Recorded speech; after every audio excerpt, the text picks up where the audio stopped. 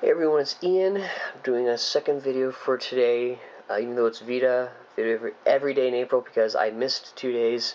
So this is going to be a makeup video for the Friday that I missed, and since I missed a video last night as well, I'll have 2 videos tomorrow as well. So, tonight's video is going to be a first for me because it's going to be my first video response to a Doctor Who episode.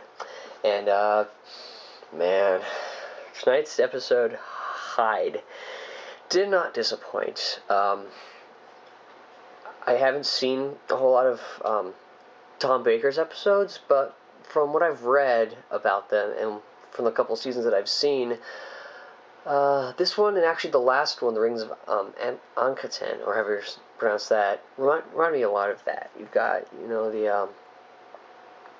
this one at least, you have like the kind of the horror story element to it, especially in the past, and you also got, like the typical.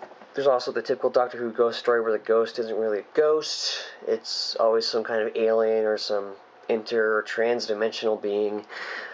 Spoilers. Probably should have mentioned that, but before. But if you look in the title and the description, you'll know that this video has spoilers. So if you don't want to see any more, stop watching this, or don't watch it till don't watch this video until you've seen the episode. Anyway, that's a very Tom Baker-esque episode, and but I also saw some elements of Five in Matt Smith's performance as well, especially with his how hyperactive he was in his terror and his fear and from running away from things. Didn't pull out the brainy specs, like Five did, but most of Levin's performance, I thought, was very good, very Baker-esque. All he needed was some jelly babies and a scarf.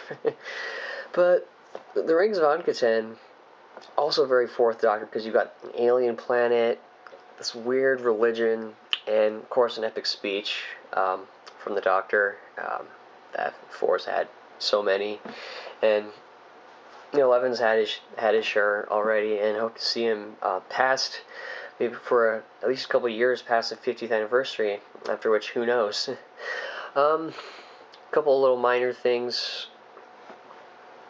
I'm wondering why the professor in this story, played by Doug Ray Scott, didn't use a Super 8 camera and just look at the stills from that instead of using a still camera like he did there. I mean, ghost hunters today use video all the time, and they take still frames to analyze that stuff. But just a minor thing, didn't really bug me a lot, but it was still very interesting. I'm also wondering why the TARDIS doesn't trust Clara. Maybe it's because she's impossible just like that. Just like Jack, excuse me. Maybe she's a new form of her previous companion, and the TARDIS doesn't recognize her and therefore not trust her. Like an old friend you haven't talked to in many years. You weren't on quite the best terms with them. So, things are just still really awkward for you. I don't know. Anyway, or after watching the episode, I had a little bit of an idea that maybe Clara and her other selves are from a pocket universe as well.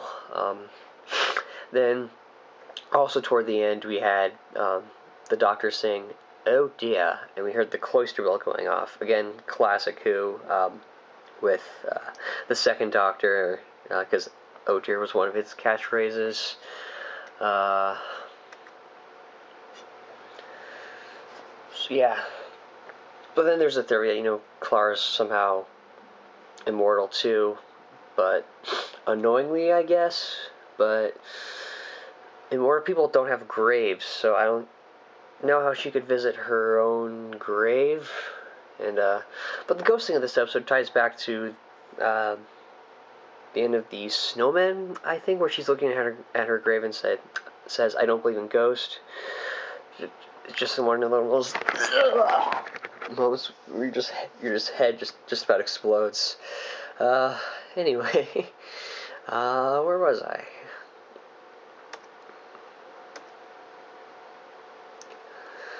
I gotta say, this story, the pacing was kind of slow in the beginning, but it's still a very compelling and thrilling story. And that's what kept me going till the end, and then things just started getting faster and faster and more exciting and more exciting. It was just so thrilling. They pack all this into a 45-minute episode is amazing. They really got that right this season, I think. Other episodes, the pacing is pretty slow, and it gets really rushed toward the end. But here, I think it was they spaced it and paced it well. I think they did a very good job of leading up to it instead of all of a sudden having all the stuff at the end. Like Cold War, that was the last episode, actually, not The Rings of Anka-10. Cold War was really good in that pacing sense. And right at the end, you thought it was going to be a two-parter, but then the Ice Warrior, his ship comes for him, and he goes off, and nuclear war is averted. Anyway, I think Hyde is probably my favorite episode of the season so far, either tied or above The Power of Three. I am such a geek and a fanboy, and it's late, and I'm tired. I need to upload this before midnight, so it still counts as a video for today.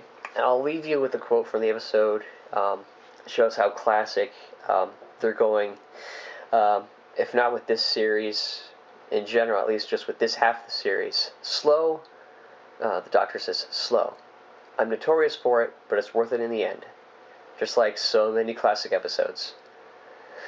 Thanks for watching, everybody. I'll see you tomorrow.